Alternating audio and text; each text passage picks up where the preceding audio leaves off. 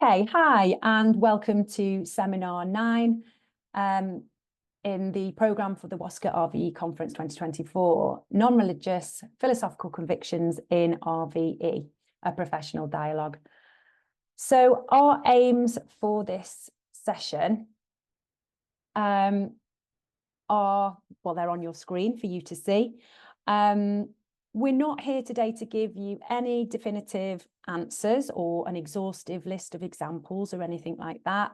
However, like most of the other seminars in this programme, this session will provide us all with the opportunity for some much needed professional dialogue and in particular support us in developing a shared understanding of what non-religious philosophical convictions are in the context of RVE. Hopefully by the end of this session, you'll feel that you've got a more secure understanding and that you have benefited from sharing ideas, approaches and practice in this regard to support your own practice. Now, just a reminder, we do this today on an equal and supportive basis with professional integrity and respect for one another, despite any differences we may have in opinion. So before we go any further, as always, we acknowledge the importance of critical engagement. Therefore, anything shared in this seminar should be considered in relation to your own school context and that of your learners, and how those examples might work in your own setting. WASCA does not advocate any particular approach or view. Okay, so let's start by having a look at what the legislation and guidance says about non-religious philosophical convictions. This is a direct quote from the summary of legislation on Hub.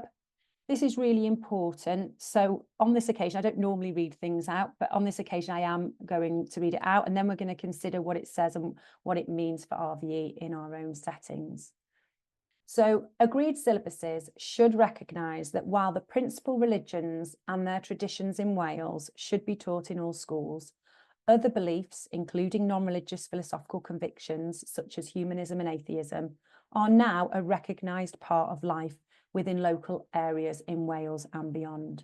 This is reflected in the Act, which states that the agreed syllabus must reflect the fact that the religious traditions in Wales are in the main Christian, while taking account of the teaching and practices of the other principal religions represented in Wales, and must also reflect the fact that a range of non-religious philosophical convictions are held in Wales. So those two bullets that I've just read out are directly from the 2021 Act and are therefore law. However, as you'll notice, it refers to the agreed syllabus, not RVE directly. So we do have to consider what this means for RVE in our own settings, and that's what hopefully we'll be doing today. This next quote is also from the summary of legislation on Hub, and this states that the Act requires agreed syllabus RVE to include non-religious philosophical convictions. The courts have held that when taken on its own, it is not synonymous with the terms opinions and ideas. It denotes views that attain a certain level of cogency, seriousness, cohesion, and importance. Okay, so what we're going to do now is go straight into a breakout room and talk to each other about what we understand that the guidance and the law to mean in the context of our own classrooms. So we're going to do this or treat this as a kind of icebreaker and a bit of a warm-up exercise, just to get us thinking and talking to each other and sort of opening our minds ready for this, for what's to come in the seminar. So, so the question is that I would like you to consider is, what do you understand non-religious philosophical convictions to mean in the context of RVE? So that's in your classroom. Okay, welcome back, everybody. I hope that gave you a chance to kind of meet each other in your individual breakout rooms, but also, you know, have a stab at some kind of response to that question. What do you understand non-religious philosophical convictions to mean in the context of RVE, particularly if you're a practitioner in your own classroom? And we were just saying between us, myself, Tanya and Amira, that, you know, that response is likely to change, possibly even by the end of this seminar, but, you know, also probably, you know, as the year moves on and moves through and we learn a bit more. So we're not going to do a feedback on this. We're going to move straight on. Hopefully you've had interesting conversations, and you may have actually experienced differences in opinion, and that's fine too. But we're going to continue with the seminar now. And we're going to look at another helpful way of understanding non-religious philosophical convictions in the context of RVE, and that's by considering this quote from the Council of Europe. And this is also included in the summary of legislation on HUB. I will let you read this one for yourselves. And so I'll just give you a moment or two to do that.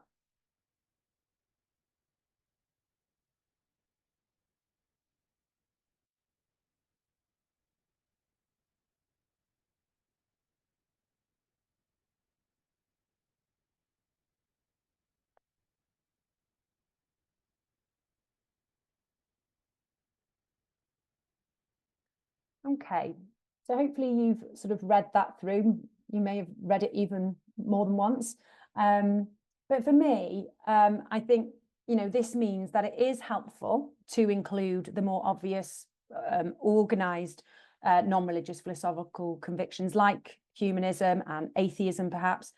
But it is also important to recognise that some people or groups have convictions that are not necessarily influenced by any specific organised belief system, but by a variety of other factors, whether they themselves are religious or not.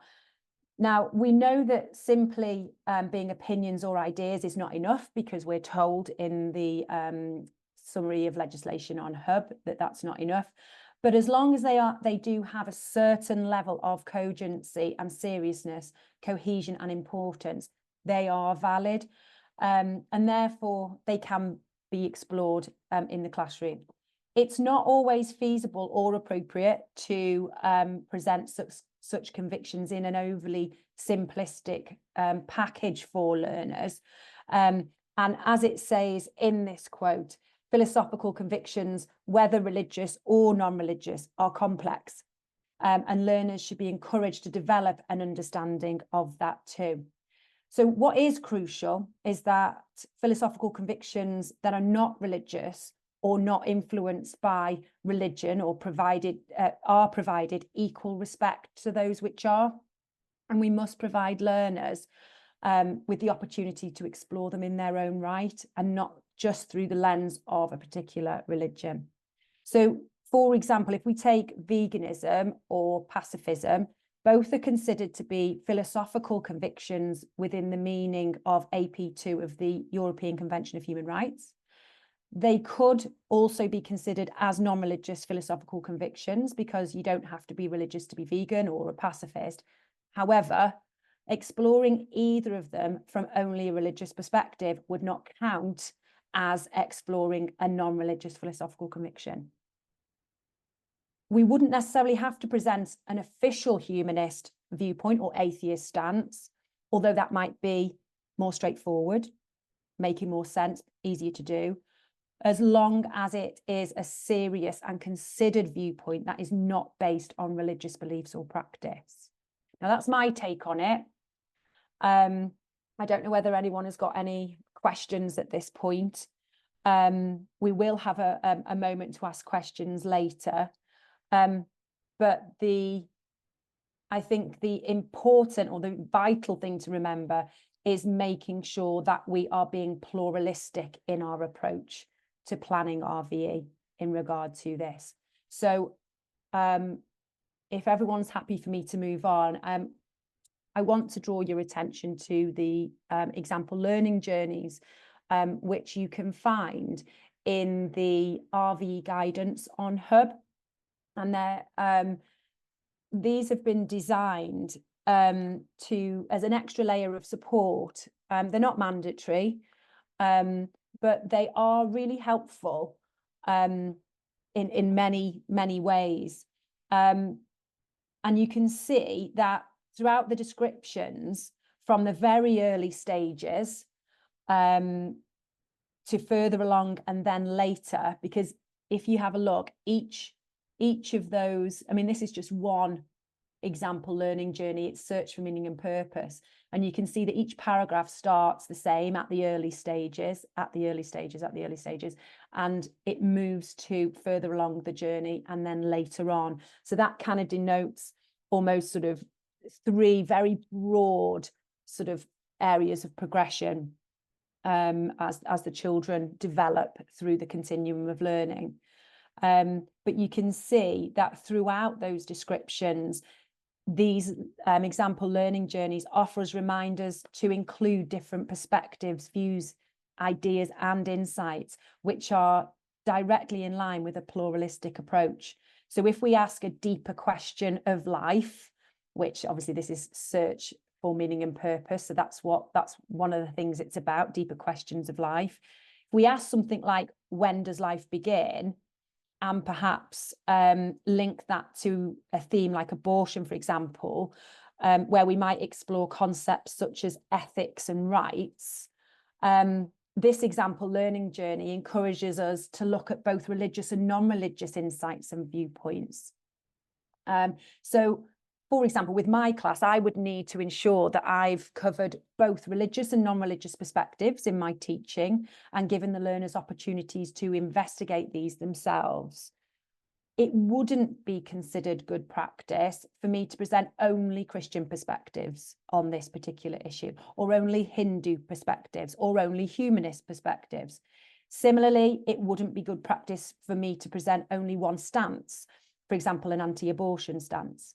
I would need to ensure that a variety of commonly held perspectives and viewpoints were explored, which would include non-religious ones. So in reality, what is important is having rich RVE going on in the classroom as much as possible, and a pluralistic approach, which includes non-religious viewpoints, supports that. But the issue is, how do you choose which perspectives, which beliefs, which convictions to include, and how many? You can't cover everything all of the time. So what is it that you need to consider to ensure your planning contributes to that rich and pluralistic RVE? And so now, if we, sorry, I've lost my clicker. We are going to go into another breakout room now, and we are going to consider that specific question. What do you need to consider to ensure that your planning contributes to rich and pluralistic RVE? Bearing in mind, you know, what that example has just sort of presented, is there anything that you can, you know, is there a response you can give to help you consider that? So welcome back. And thank you for the discussions that you've had. So obviously on the screen we've got the question, just to remind us what that was. What do you need to consider to ensure that your planning contributes to rich and pluralistic RVE? I'm not going to pick on anybody or go room by room, but would anyone like to actually share either their own response or tell us what you've been talking about within your room? You don't have to act as a spokesperson if you don't want to. I can have more than one person from the same room responding. But it'd be really nice just to hear what's been kind of going on in those rooms, if possible. If you'd prefer to put it in the chat, feel free to put it in the chat and we can read it out on your behalf. But if you want to put your hand up or just say something, that'd be absolutely fantastic.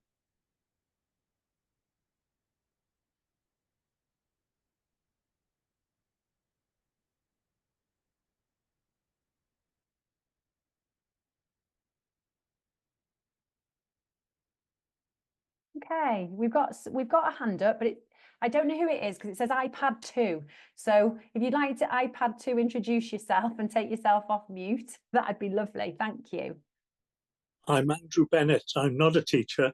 Oh, right. Hi, Andrew. Hi, Libby.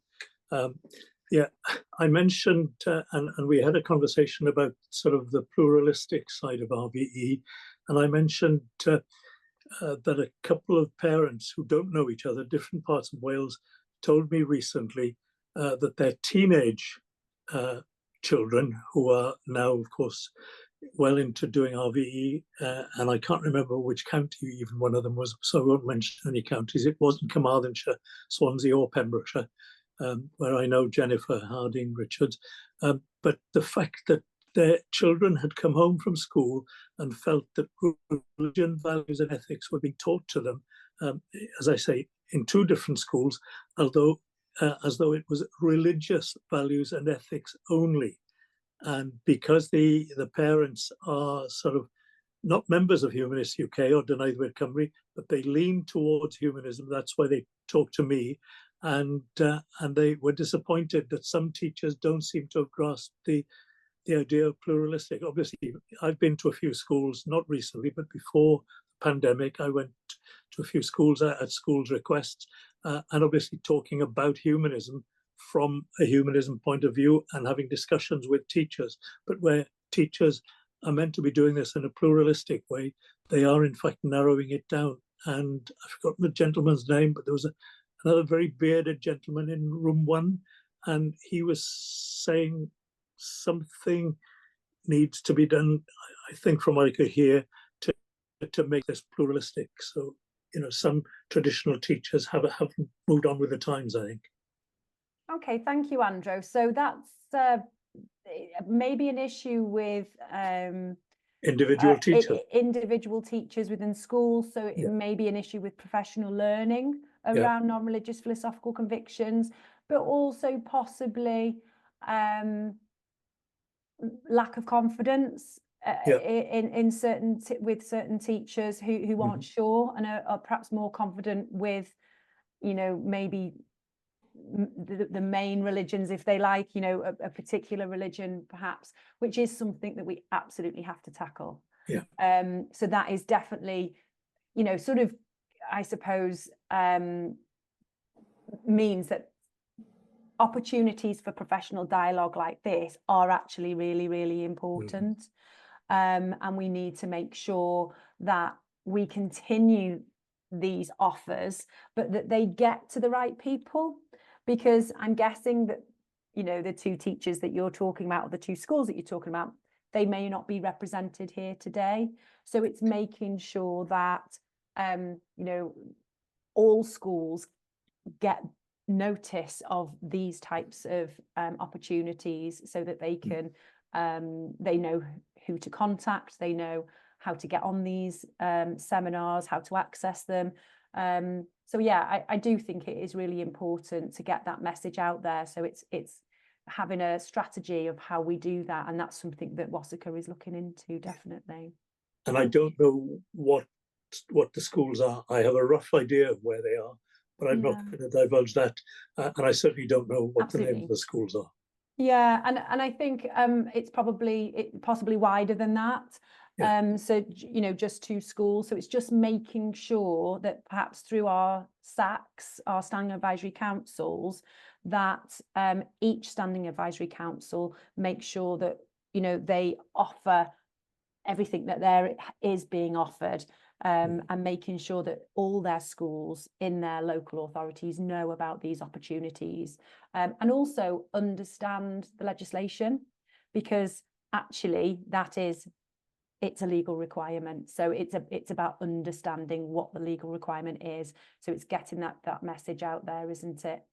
So yeah, that's definitely something that we're all trying to do, but there's some work to do, clearly. Okay, thank you. So we've got another raised hand there. So again, sorry, it's me with my number, is it? Yeah. As I said to you earlier, I'm a complete novice with Zoom, so apologies. I'm Sarah Morgan. I'm head teacher of Birchgrove Primary School in Cardiff. So, of course, yeah. Thank you. So we actually have quite a diverse group of children in our school, 26 different home languages, because we're very close to the University Hospital of Wales. and within that as well, many different beliefs or non-beliefs. We're fortunate within a primary school, we have somebody who I'm representing today who has a huge interest in this and covers PPARE. So she sees an overview within the school. So she plans for that. So that really assists. It's not about individual teachers looking at it, trying to fit it in, but she has a super overview. And also she takes it very much through literacy and numeracy as well. So not seeing RVE as a separate thing. We had Eston here last year, and they were very interested in the fact that we actually covered humanism within a primary school. And that was something that she had done and discussed. We do a lot of thinking skills type work, growth mindset type things. So the children are encouraged very much to think and consider different views and beliefs. I'm just wondering, Eston were interested in that. It did not make the inspection report, interestingly.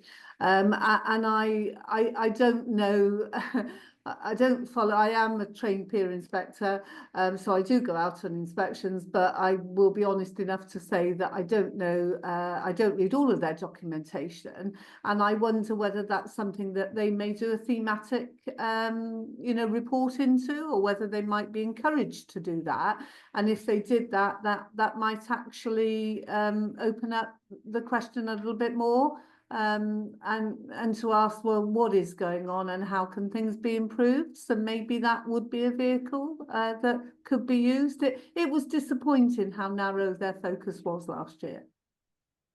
Thank you ever so much, Sarah. I think that's a really good idea, and it's something that WASCA can consider putting forward to Eston when they meet with Eston. And a thematic review on the pluralistic approach, I think, which includes non-religious philosophical convictions, I think is possibly the right way to go. It's certainly worth considering. So thank you for that suggestion. We can take that back to our executive.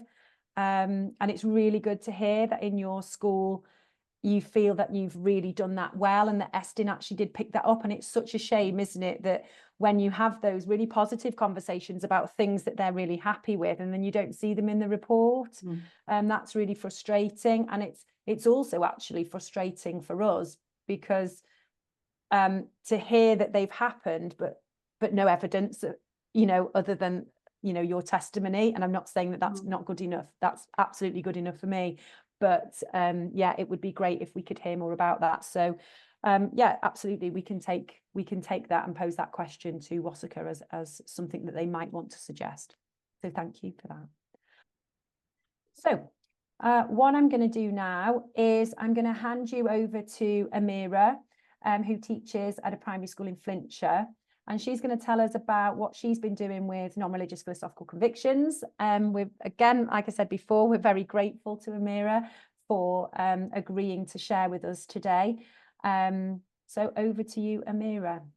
Thank you, Libby. And thank you to Libby and Tanya for this opportunity. So I'm Amira Mattar, and I teach at Westwood Community Primary School, which is in Flintshire, which is North Wales. So I've been doing, I did at the last part of the last academic year, I did a project with St. Asaph Diocese focusing on non-religious philosophical convictions in RVE, focusing particularly in 3 church schools as well as my own school, which is a non-church school.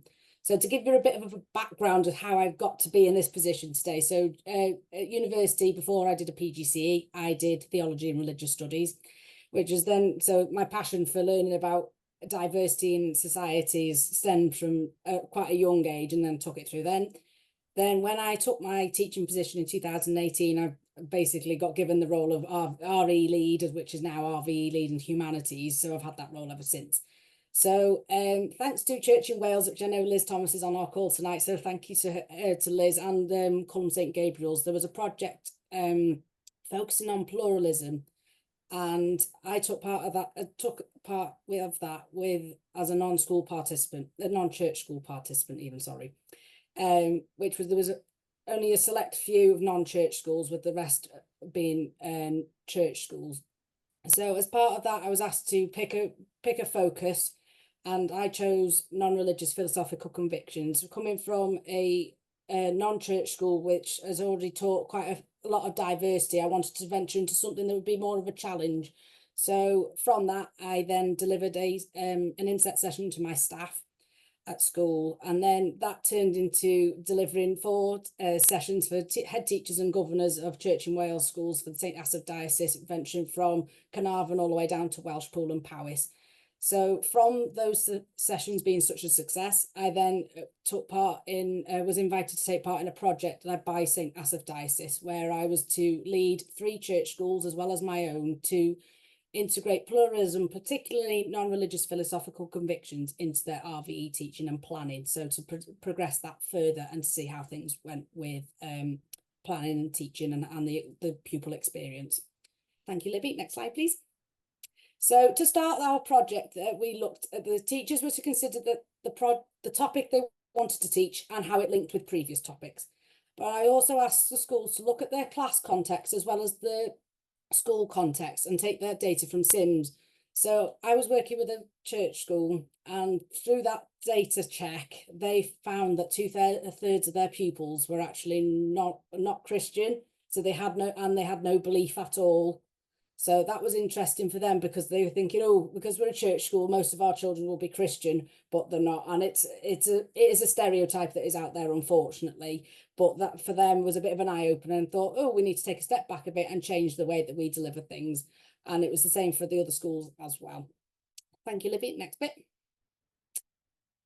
Right, so through my project, I delivered, facilitated 4 projects. So my project was on creation, looking after our world. So I taught a year 3 and 4 class last year.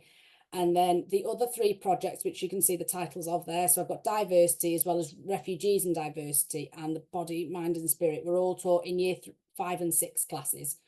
The refugees and diversity project was for the school to work towards their Schools of Sanctuary award, which they then, after the project worked, delivered a fantastic session for parents and governors to attend, to showcase their learning and to show all the fantastic things that they've learned and how their opinions of things have changed, and how to educate parents and the wider community about refugees and asylum seekers, and working towards that Schools of Sanctuary. So I know that school is well on their way to getting that eventually.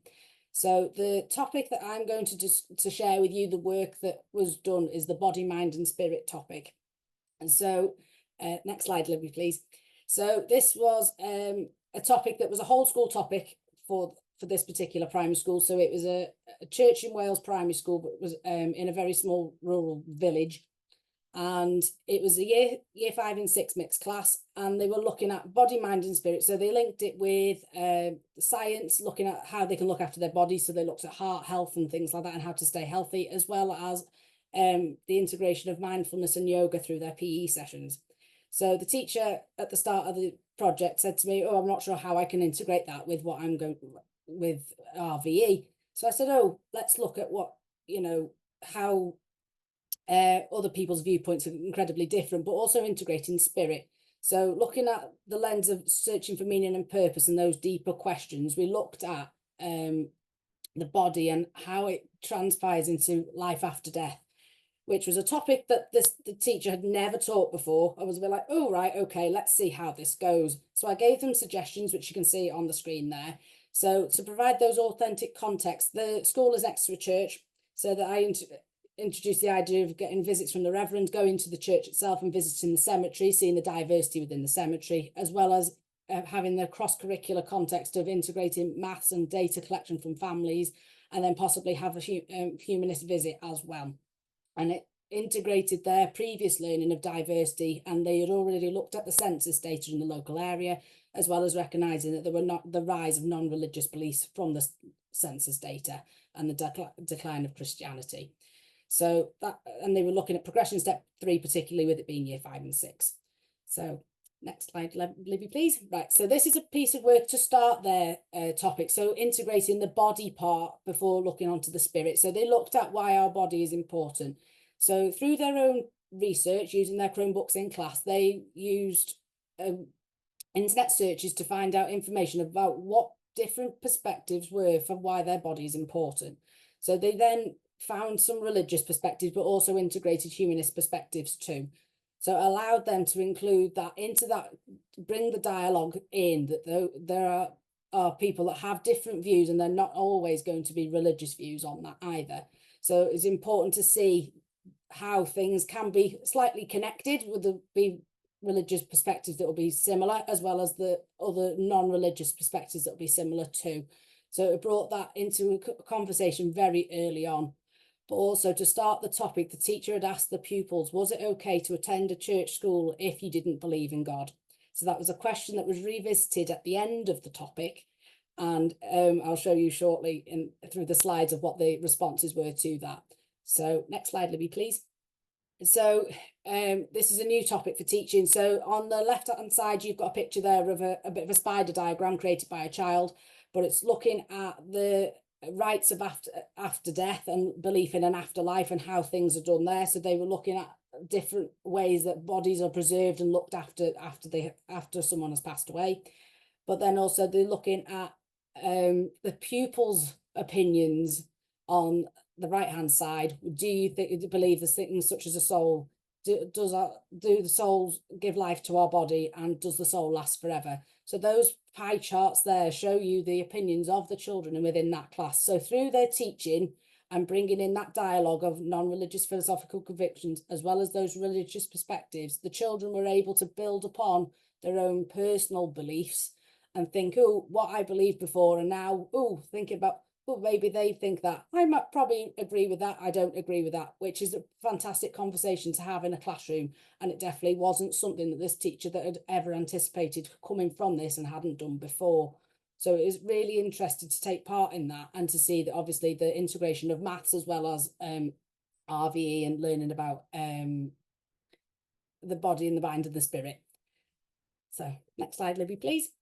So on developing the personal thoughts and opinions. So the child on the left, I actually spoke to this child when I went on a school visit, and speaking to them, they completely grasped this topic and were definitely very well aware of diversity in society and how it's okay to go to a church school and to not believe in God.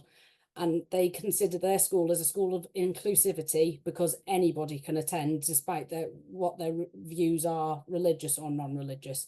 So to come to that conclusion from the end of their topic was fantastic, because I thought for a year 6 child to come up with that opinion, it's something that wouldn't have necessarily been done before, because death and bringing up death to young children is a taboo subject through history. So bringing up that in a classroom environment. So that was a fantastic experience, as well as getting them to think about the afterlife. I remember looking at the afterlife as part of my A-level philosophy and ethics. So to bring that to 10 and 11-year-olds was really good, because it's getting them to think that this is the real world and this is what people think, and people have different ideas on what those things are.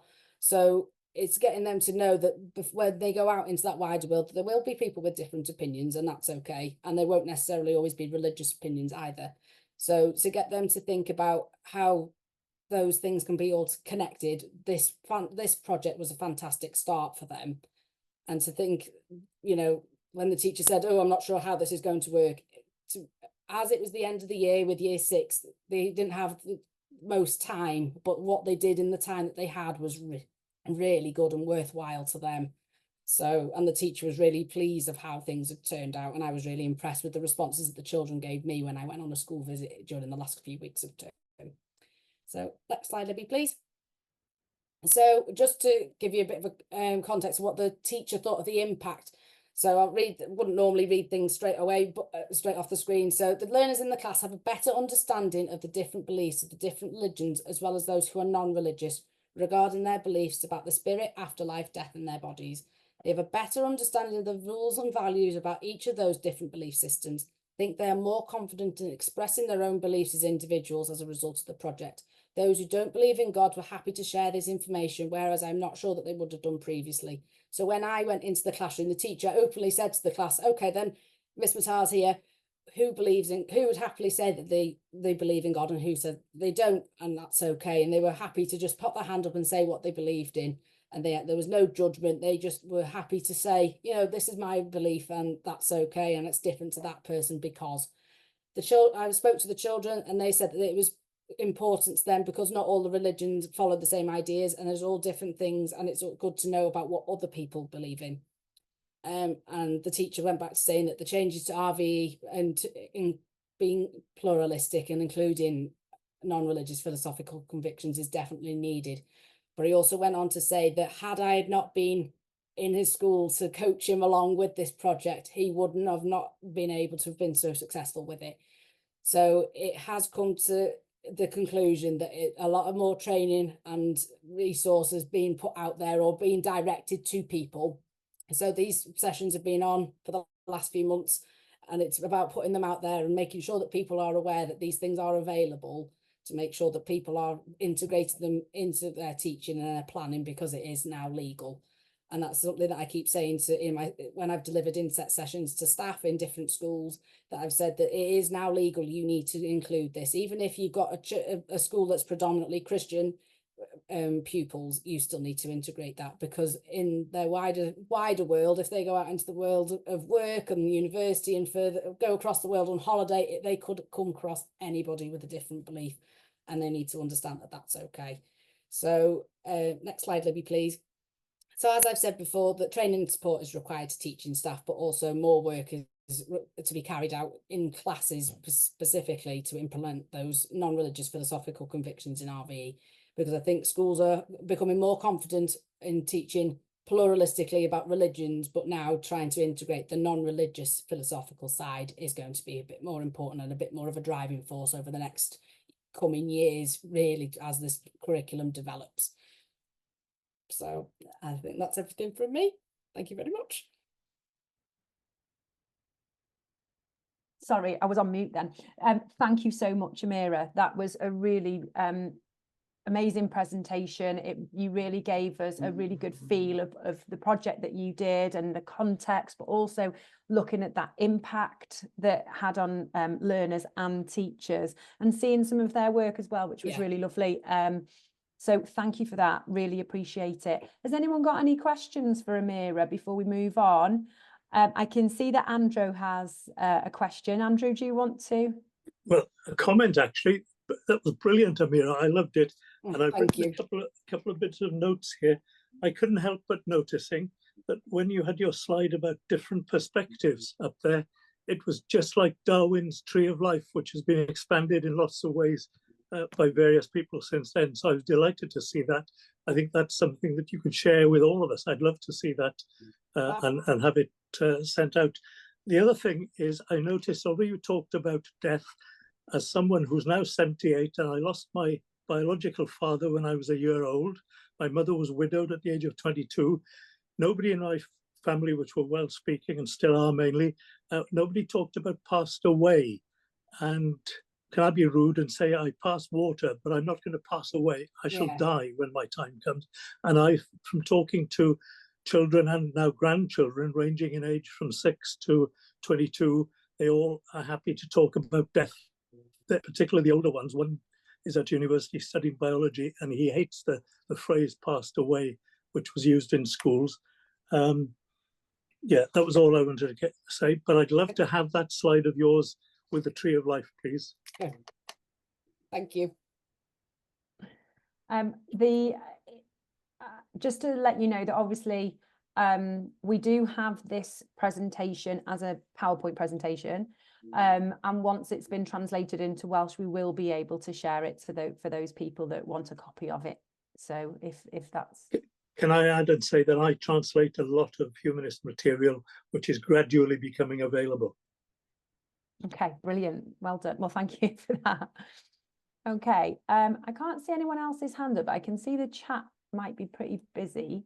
So, oh, it's just people that have to leave.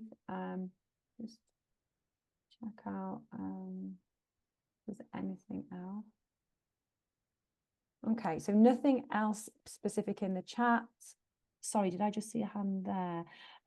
Sarah, have you got your hand up? Yeah, I just put my hand up again because something else that we've been able to develop here, we have a funeral home that's about 100 metres away from our school, and it's a family-run independent funeral home, and they have been absolutely fantastic. We actually do a very similar topic, Amira, with our year sixes, and they go to the funeral home and they talk them through there the kind of process and everything as well. So if anybody else has got a friendly funeral home anywhere close by, it might be worth approaching them. But they have just developed with us a really nice kind of educational outreach kind of group. We take them up in groups of about 10 children at a time, to kind of demystify, but also to discuss all of the, you know, the different kind of options that there are, or that there might be for people.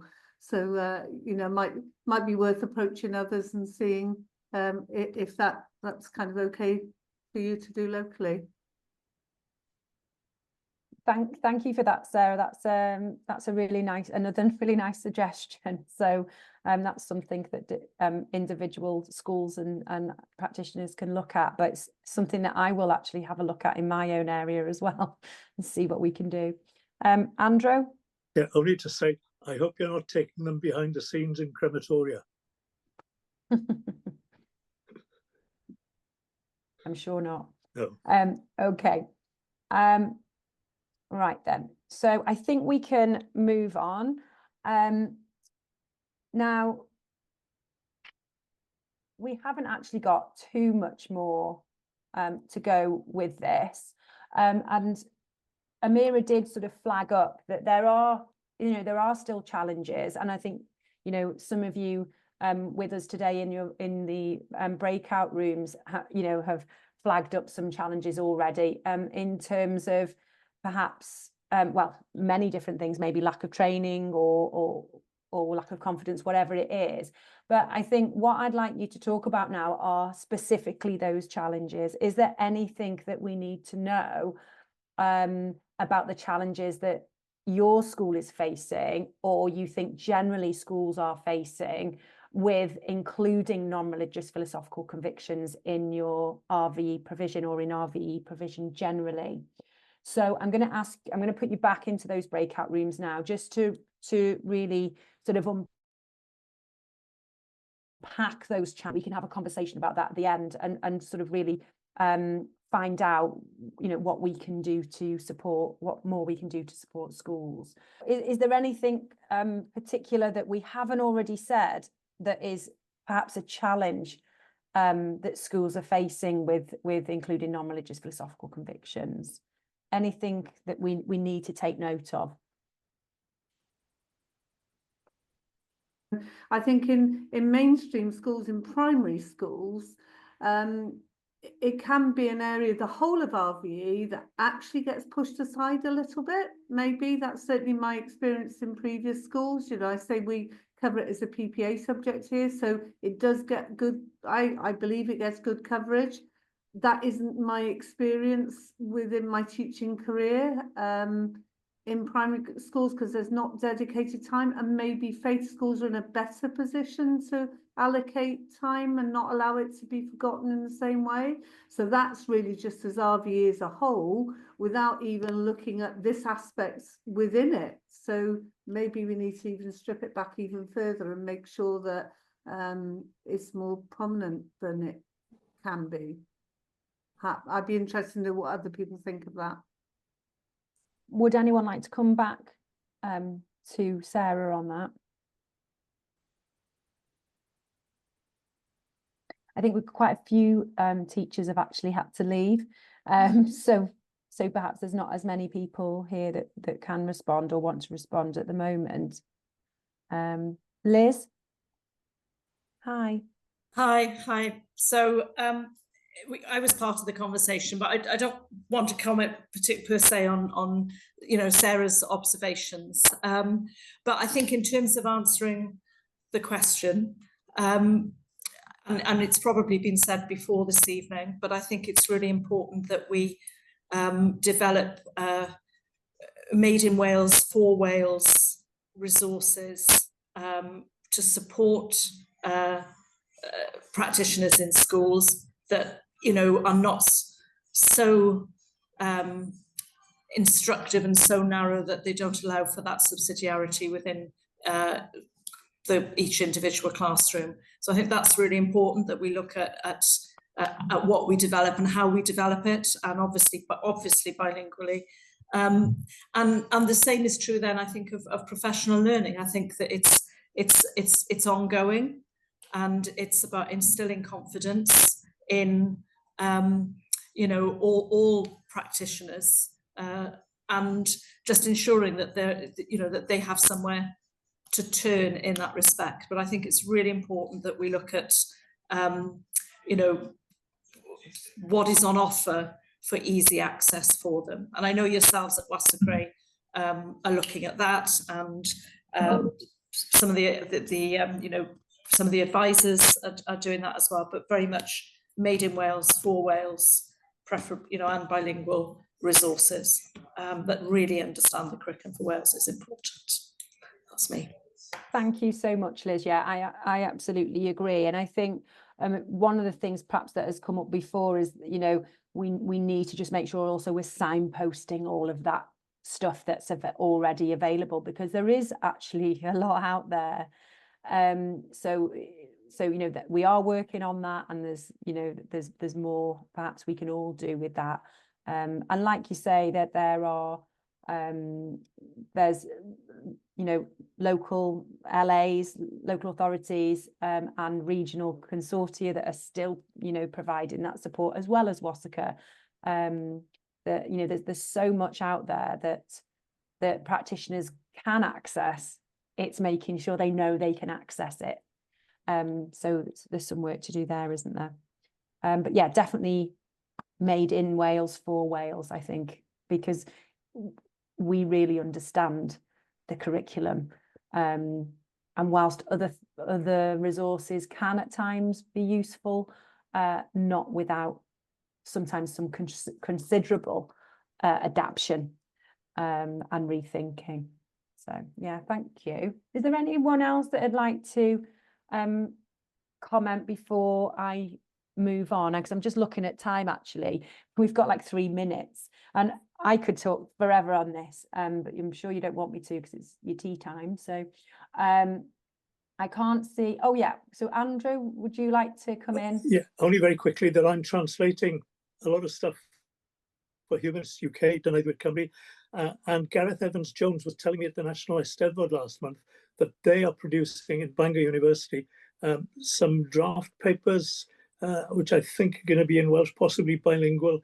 The draft is going to be available next week, I think, and then they're hoping to produce it for distribution generally by the middle of January. Okay, thank you. Thank you for letting us know that. Thanks very much. Okay, so if we just move on then to the end of the session, and that is just looking back at the aims that we had at the beginning, to consider what non-religious philosophical convictions are in the context of RVE and sharing ideas, approaches and practice. I think we have achieved that, but obviously we've already identified that we need to continue doing that. And I think more of these conversations that can happen, perhaps not just with Wasacre, but, you know, in school to school, cluster work, that type of thing, anything that we can encourage, and we can go back to our local authorities and SACs, you know, to sort of say this has been really useful, but we need to continue doing it. I think would be really helpful. But yeah, but for now we have actually achieved those aims, but they are ongoing. So before we go, and I think we've kind of address this, is, you know, what else do you require to support your understanding of non-religious philosophical convictions and how you include them in your RVE provision?